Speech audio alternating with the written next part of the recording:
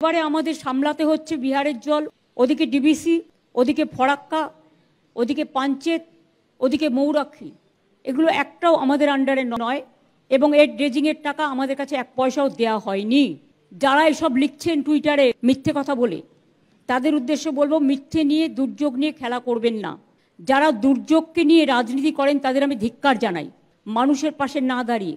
এইটুকু মিনিমাম সৌজন্য তাদের কাছ থেকে আমরা প্রত্যাশা করি।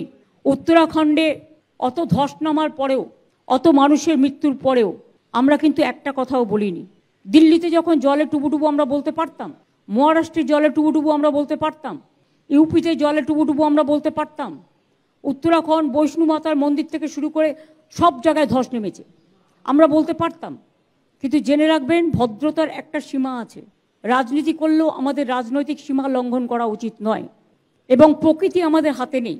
আপনারা জবাব দিন না, ফরাক্কার ড্রেজিং কেন হয়নি? ফরাক্কার জল তো বাংলাদেশকে দিয়েছিলেন। পলিমাটি জমে গিয়ে সেই জলটা আমাদের এখানে চলে আসছে, বিহার ইউপির জলটা ফরাক্কায় আসছে, ফরাক্কা থেকে আমাদের গঙ্গায় আসছে।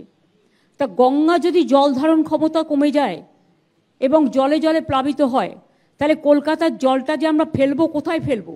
আমাদের সরকার আসার পরে আমরা 5.5 লক্ষের ওপর পুকুর কেটেছি, সেই জলটাও সেখানে গিয়ে পড়ছে।